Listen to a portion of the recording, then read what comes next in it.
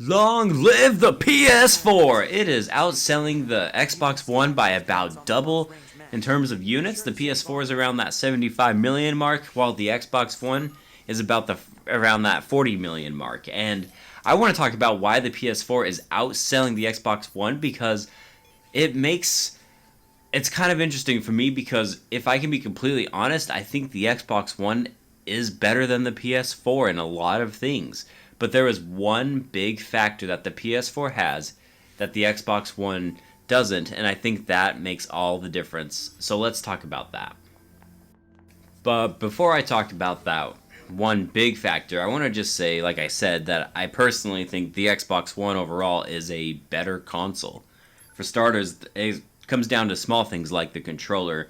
The PlayStation's controller has been the same exact controller since the very first PlayStation, and I don't like the triggers on the PlayStation 4 at all. I'll set it on the couch and they're so sensitive that if I'm trying to watch a movie or YouTube, it'll just fast forward or cut them out, and it's not as comfortable as the Xbox One's. The little touchpad thing here is practically useless. The Xbox One controller is probably, honestly, the most comfortable controller I've ever had in my hands. It's just wonderful. So that's one thing that the Xbox One has going for it.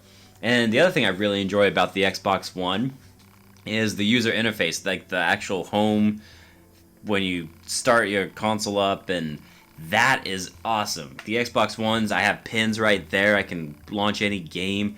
It's just right bumper and left bumper to surf through all the main things I care about. Whereas, once again, the PlayStation 4's user interface is bonkers, man. I gotta go left to go to the store and right to go check out games that I own and stuff. I gotta go up to go to settings. I gotta go down to... I don't even know. I've never enjoyed it, and I wish they would do something different because it's clunky, it's messy.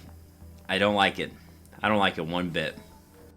Then there are some other things that I really like about the Xbox One, like backwards compatibility. All of my Xbox 360 games are now on the Xbox One. And not only that, the original Xbox games are on the Xbox One.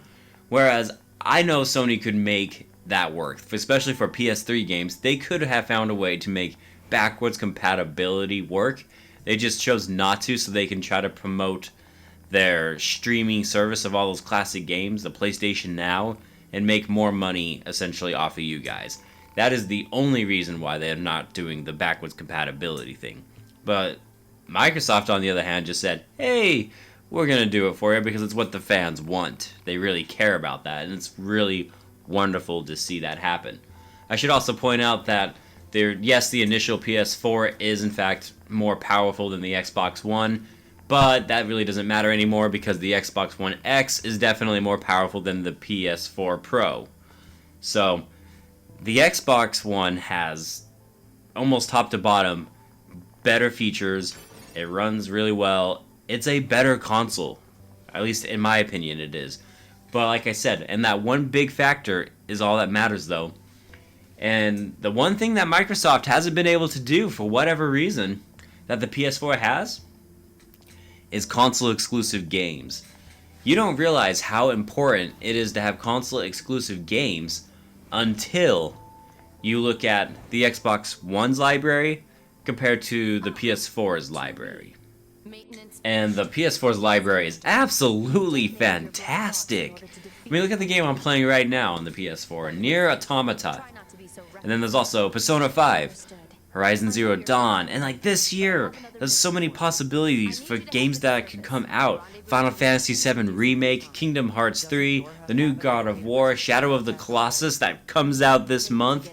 Woohoo, baby, I'm excited for that one.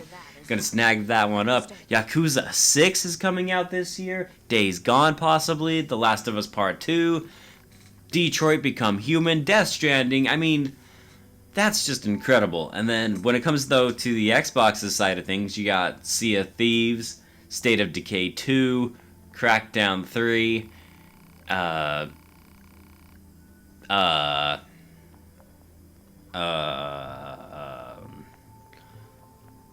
right. So, do you see the problem here is I can't even think about all the games that are console exclusive coming out for the Xbox One, because quite frankly, there isn't a lot.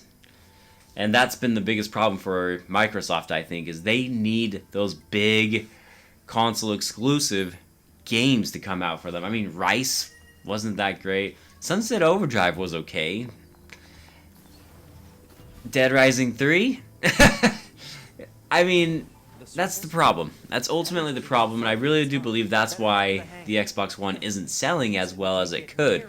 Because of all these other features and stuff that they have going for them, they really should be selling more, I think. And it's not that it's, like I said, it's not that it's selling bad. 40 million units is nothing to cry about. And I bet by the end of this year, you know, they'll be at 50 to maybe even up to closer to 60 million units. It's doing well, and that's great. I'm glad it's doing well. It deserves to do well. But Microsoft, you've got to get us those console exclusive games. You have IPs. You can bring a new Fable. You can give us a new Conker's Bad Fur Day. Come on! You bought Rare. Use Rare, and I'm glad to see them doing Sea of Thieves, but there's other IPs that Rare has under their belt. Go for it. Take some chances. Bring back some of your other IPs. How about another Grab by the Ghoulies, Xbox? How about a new Fusion Frenzy, something to rival the Mario